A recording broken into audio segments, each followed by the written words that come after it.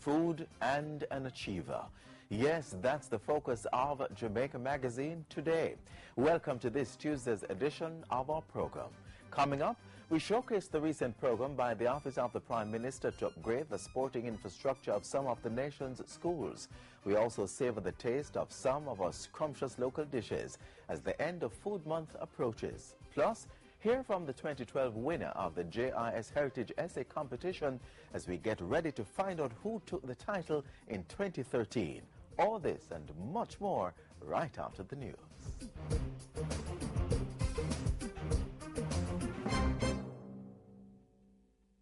Sometimes it's hard, but try and you'll make it. Believe you me. Hi, I'm Jerome Bennett, OCRjingo winner for the age group 14 to 17. As the OCRjingo winner, it is my duty to help the OCR encourage the children of Jamaica to report child abuse and talk out. Child abuse can report it to the OCR at 1-888-PROTECT, especially during Youth Month, where the OCR encourages all Jamaicans to help us help protect children. Thank you. Your eyes on the prize. So as part of your plan, you feel have ambition, and the Almighty One as your foundation. Hey, nobody get rich.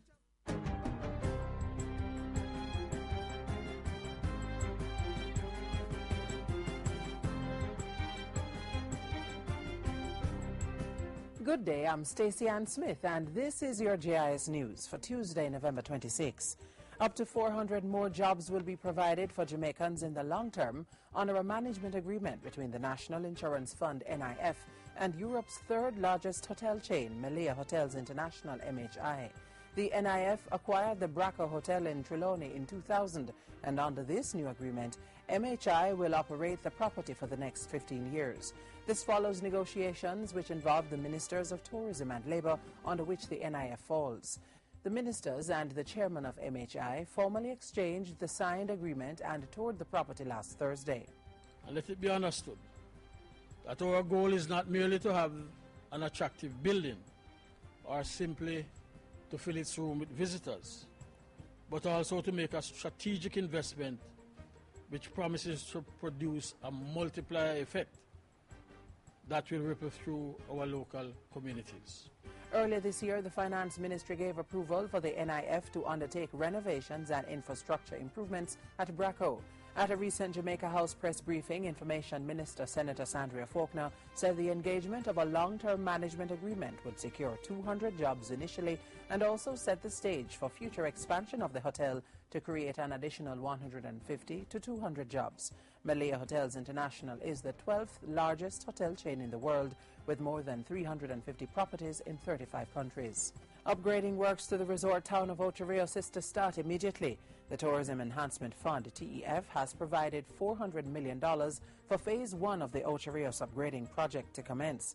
In this first phase, the Ocho Rios cruise ship terminal will be refurbished and upgraded. The town's main street will also be improved, including works to the sidewalks, landscaping, and a new architectural design. The project is a partnership involving the Tourism Ministry, the Urban Development Corporation, and the Port Authority of Jamaica. Pensioners are being assured that they will receive their annual increase in benefits for the 2014-2015 fiscal year. Deputy Financial Secretary in the Finance Ministry, Wayne Jones, says the proposal has been sent to Cabinet for approval. And I can assure you as the Deputy Financial Secretary in charge of that area that the requisite Cabinet submission is on its way to Cabinet, and so you will be hearing about your increase and receiving it in short order. Mr. Jones was speaking at the opening of the inaugural Pensioners' Day 2013 at Emancipation Park in New Kingston last Friday. An increase of 16.67% was approved for the government pension scheme in January 2013. Jamaica is on track to realize greater gains in its immunization program. We have continued to make important investment in our expanded program of immunization and seek to improve outcomes every year. Health Minister Dr. Fenton Ferguson says the introduction of the PAHO Integrated Surveillance Information System for vaccine-preventable diseases will boost the country's reporting and investigation efforts. In the meantime, he's cautioning parents to ensure their children are fully immunized, especially in light of Jamaica's relatively open borders and the health threat that poses. I want people who use the argument that since other children are immunized, it shouldn't be a problem if their child is not. To understand that even today, many countries of the world still have annual cases and outbreaks of vaccine-preventable diseases, and these have been easily spread to other countries through international travel. Dr. Ferguson was speaking at the 29th Expanded Program of Immunization, EPI, Managers Conference hosted in Jamaica at the Jewel Runaway Bay Beach and Golf Resort in St. Ann. And finally, as the Ministry of Youth and Culture carries out the strategic review of the National Youth Policy, a call has been thrown out to the nation's youth to assist in the process. Youth and Culture Minister Lisa Hanna made the call while addressing over 400 young people Wednesday during a Youth Dialogue for Action forum at the Jamaica Pegasus Hotel. The youth policy was initiated in 1998, revised in 2004, and is up for another revision. We have put in place all the work for revision. The concept paper has been written to write the new policy. And the new policy will not only see things to take into consideration how the globe has changed, how Jamaica has changed, how our young people have changed, but it will have with it certain instruments to make sure that it's implemented, that there's a cost-benefit analysis that goes with it. And that's it for JIS News Today. I'm Stacey Ann Smith. Thank you for watching.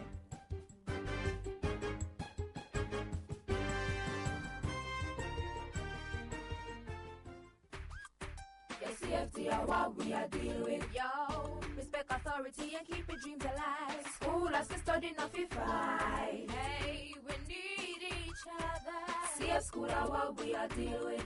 Yeah, safety is a human right. Don't destroy your own destiny. Building safer schools in safer communities. Play it safe, grab a book, link a friend, talk out loud. A message brought to you by the Safe Schools Task Force. Safe school are what we are dealing with. This message was paid for by the European Union. Minister with responsibility for sport, Natalie Nita Headley, recently led a team on a bus tour to launch the high school sport infrastructure improvement project. Catch a roundup of the tour and launch right now.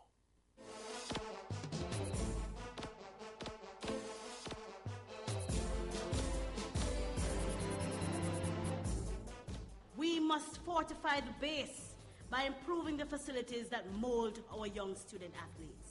23 high schools, $250 million, and a historical tour. Today on Sports Spotlight, we explore the High School Sport Infrastructure Improvement Project, launched through a school bus tour on November 1, 2013. Our schools have found a way to turn them hand and make fashion. And it is a time to honor their passion by strengthening the sports infrastructure nationwide. The promise is that the payoff for such an investment will be enormous. The Office of the Prime Minister, with support from the Ministries of Education, Agriculture and Local Government, along with other stakeholders, has embarked on a historic project to upgrade and improve sport infrastructure in the nation's high schools. 23 schools will benefit from Phase 1 of the project over the next 2 years. Under this project, 10 schools will be targeted by the Sports Development Foundation in Phase 1 to the tune of $100 million during financial years 2014 to 2016.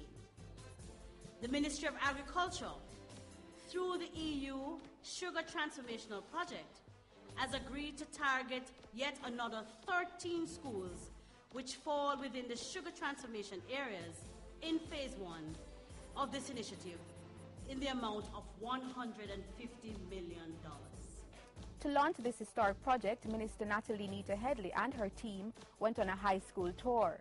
First stop, Grange Hill High in Westmoreland, where the school and community fields used by the student athletes were examined. And we hope that in very short order we can give you a better field so you can be a better team. On behalf of the Grange Hill High School Dakar team, school management and staff, we want to say thank you very much for visiting our training session today. The Infrastructure Improvement Project has been heavily endorsed and supported by the Ministry of Education, which is committed to assist with the upgrading costs. There will be a budget line in our estimates this year a significant one, so that we can partner with the ministry in charge of sports so that we can do our share of the infrastructure upgrading. If Jamaica is to retain its position at the top of the sprints and extend its prowess in world track and field, then the availability of adequate physical education and sporting facilities are essential. Our next stop on the high school sport infrastructure tour is in the parish of St. Elizabeth, where we stopped at the Lacovia High School.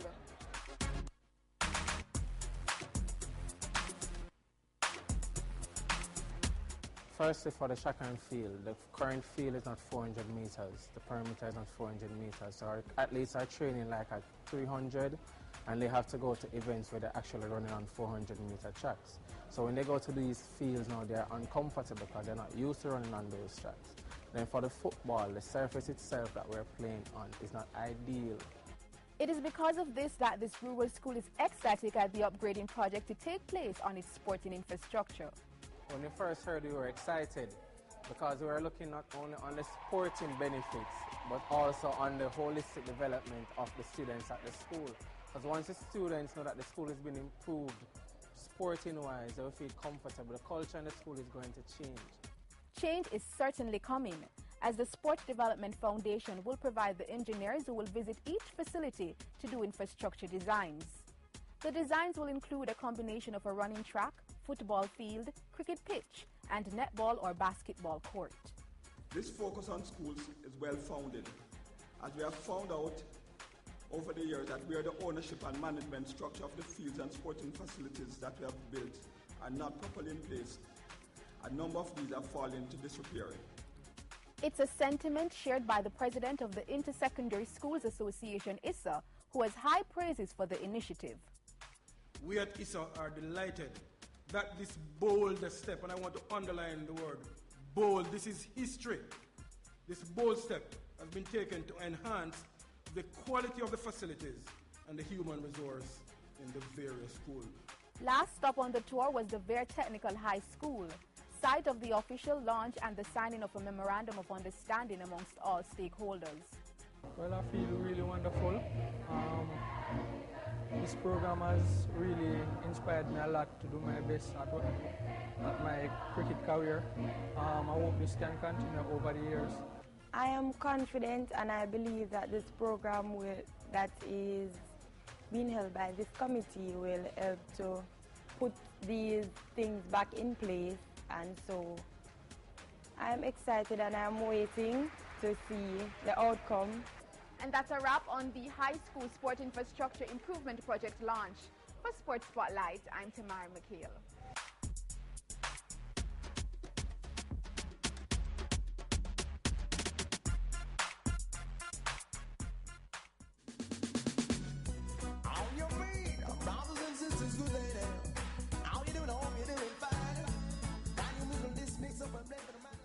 This is Romain Virgo. I'm going to appeal to all of the youths them to just stay away from crime and violence. We know the temptation, the money, the fast life. People say them rate you. But that will only take you nowhere. If you stay in school and focus, then you can achieve anything. Be your own leader. A gang is a dead end. A message from the Ministry of National Security. Sweet, sweet Jamaica. Our food and culinary delights are known across the world. We're still celebrating Food Month, so come, savor the taste of some of the delicious local dishes right now. Annatto, pimento, peppers, spices that bring flavor to meals, yams, coconut, pork. It's a buffet of traditional foods, what some men refer to as strong-back meals, what grandparents call soul food. It's a serving of heritage dishes, Jamaican delights.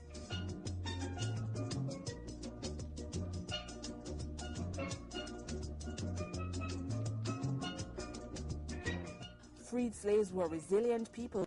Many were warriors, some mountain runners. The foods they ate fueled their strong arms and speedy feet. Today we continue to eat some of those same foods, leading experts to conclude that it's the substance for the greatness of the Jamaican people. one can imagine when the Maroons reach the mountains and realize now they don't have the food that the slave masters used to provide them with, then they would have had to find a way to survive.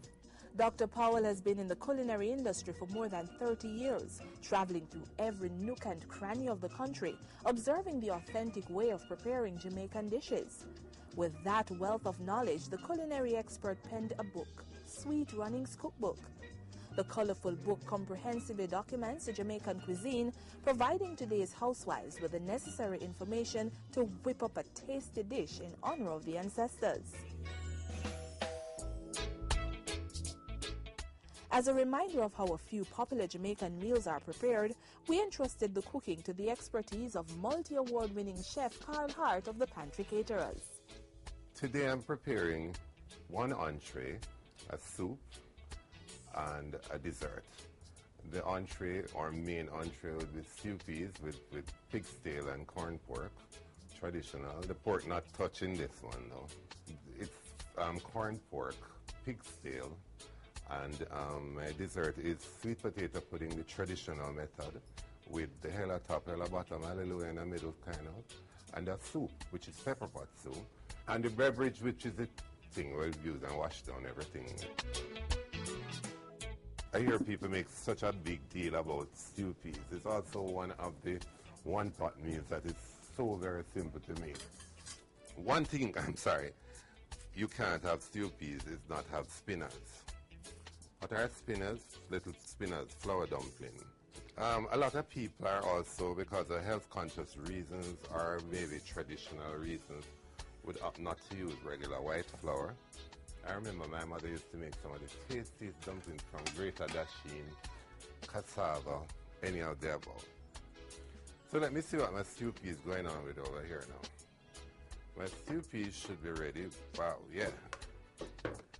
Nice. You know, sometimes when you go to restaurants, you wonder why the stew peas just taste so floury, and you wonder why they stay so far and put the peas in there. I like to see my stew peas looking peasy and meaty and nicely reduced.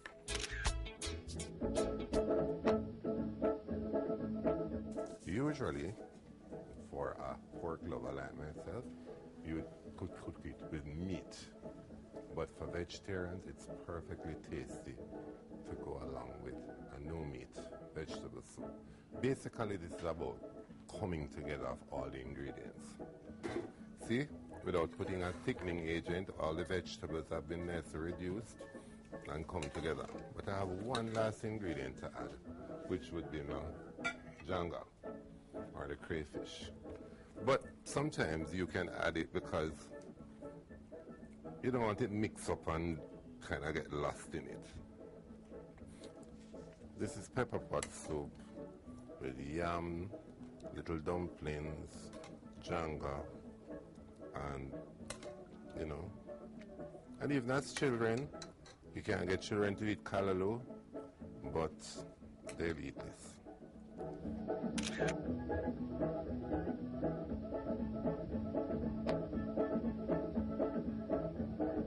The method of cooking was not an oven like we do now, which we usually put on a pot with water and then mix the pudding and put it on top of the steam, and then get a piece of zinc, and we made the charcoal or wood sticks and put it. So this was the hell at the top, the hell at the bottom, and the hallelujah is in the middle. Look at this lovely fufu made with yellow yam. And of course, you know, the yam was cooked and then pounded in the mortar. And then the stew peas. When you look at the spinners, they're just standing out at you. And of course, in those days, our foreparents, they always washed down the meal, you know. And they used to have a lot of beverage, you know.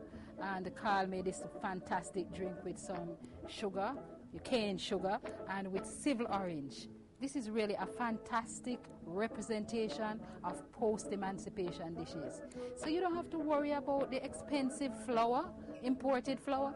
Just pound some yam, some dasheen, or even pound some cassava. You can pound plantain, and you can have that as your staple with your various protein dishes. Housewives, cooks, when next you're deciding on what's for dinner, consider one of these savory Jamaican dishes, nutritious and wholesome.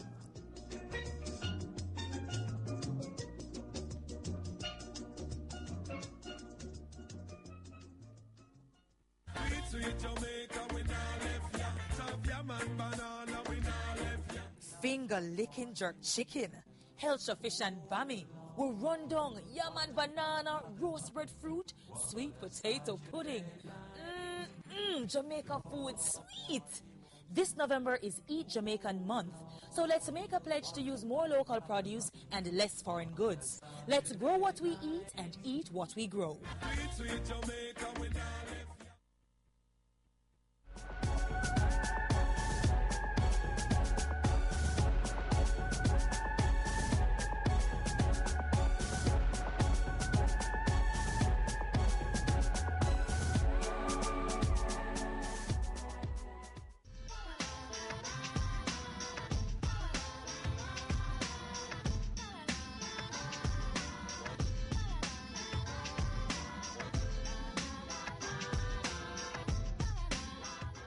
They play a very vital role in maintaining the law in our country. For example, accident there on the scene, and you feel a sense of safety and security.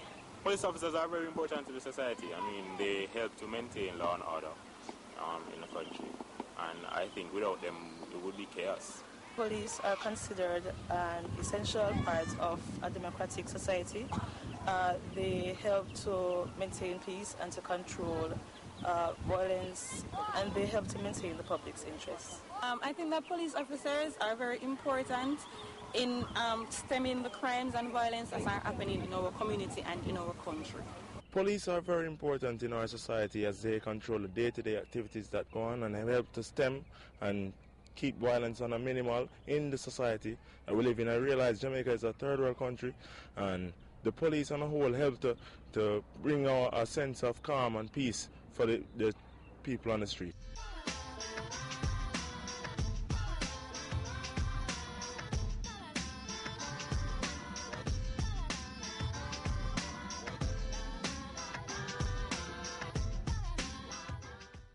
Heritage Month is long gone, but the winners of the annual JIS Heritage Essay Competition will be revealed in a ceremony at King's House later this week. We are so excited.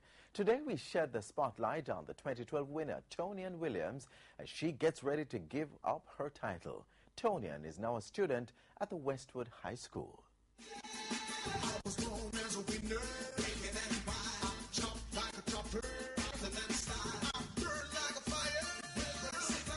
Remember her? Tonian Williams from Mount Alberta Park and kindergarten. From 85 entrants, Tonian walked away with the top prize, including a computer, weekend for 4 at Franklin D Resorts, $10,000 in cash, and the JIS Heritage Essay Trophy. I was rather enthused. I was happy that all my hard work had paid off. 1 year on, we caught up with this bright scholar who shared what inspired her to put pen to paper and enter the competition. I decided to enter the competition because I thought it would be fun for me to get to express myself on the topic, 50 years later, do we still need national heroes? Because in today's society, I think it's very important for us to recognize our heroes. And I thought that I could play a part in helping to recognize our heroes. Tonian says her mother played a pivotal role in the process. With the help of my mother, because if I forgot to do something, she would say, Tonian, you forgot to do so and so. And I would say, okay, and I got to it. So my mommy was also very motivational. And that motivation carried over to her preparations for the Grade 6 Achievement Test. Tonian won a government scholarship to attend the prestigious Westwood High School in Trelawney. Tonian is a go-getter. Tonian is very hardworking. Whatever she puts her mind to, she normally does very well at. It was a very rewarding feeling when she was named the winner of the essay competition for all parties that played a very important role, for example, her teachers and herself, because she has placed a lot of time and a lot of preparation into the essay itself. So when she was named the winner, I was definitely elated. And while mother and daughter were more than pleased with the title, the trophy, and the prizes, Tonian says winning the essay competition meant much more. My greatest experience was getting to go to King's House and meeting the Governor General, Sir Patrick Allen himself. Today, Tonian is a rising star at Westwood High, well known and loved by her peers and teachers. The experience has been great, although I still love my preparatory school, Mount Alvernia Prep, but I'm happy to be at the Westwood High School, and I'm happy because I've had great experiences, although I've only been here for a short period of time. She's also quite active and involved in numerous extracurricular activities. The key for her is time management, then and now. Well, for me, it was always about time management, managing my time wisely so that I could complete my schoolwork, but at the same time, have space to continue with extracurricular activities. So I made my timetable and I stuck to it. That way I knew that at a particular time I had to finish my homework so I could do some preparation for the essay.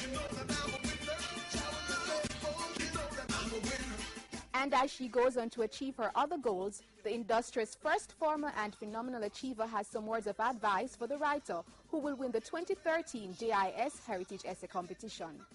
I hope he or she makes use of the opportunities that will be provided. I hope that they don't just stop writing because, okay, I won an essay competition. Continue to expand on your talent. Continue to do well.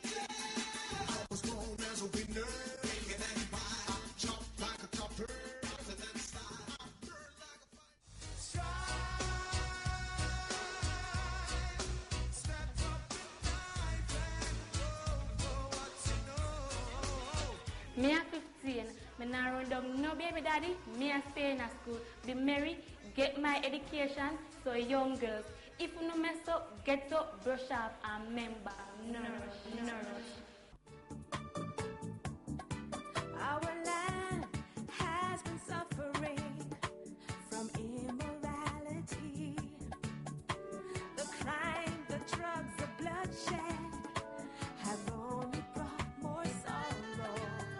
We must change and give our children a brighter tomorrow. Let's renew our pledge to God as we work to heal our land and fellow man.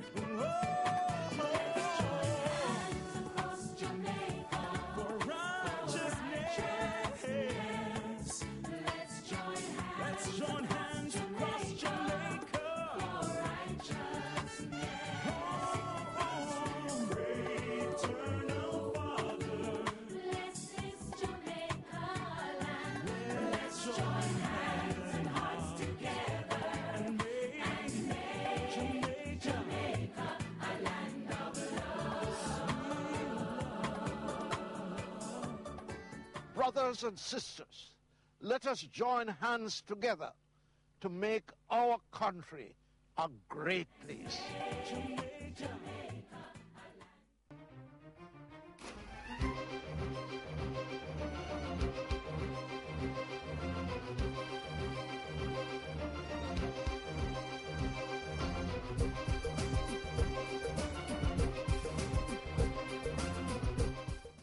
That's it for Jamaica Magazine today. Hope you had an awesome time indulging in our offerings. Remember to stay informed about all things Jamaican by clicking on our website, jis.gov.jm, and keep the social media link through our Facebook and Twitter pages.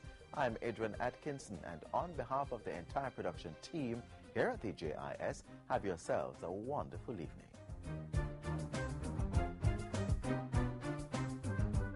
This has been a production of the Jamaica Information Service, the voice of Jamaica.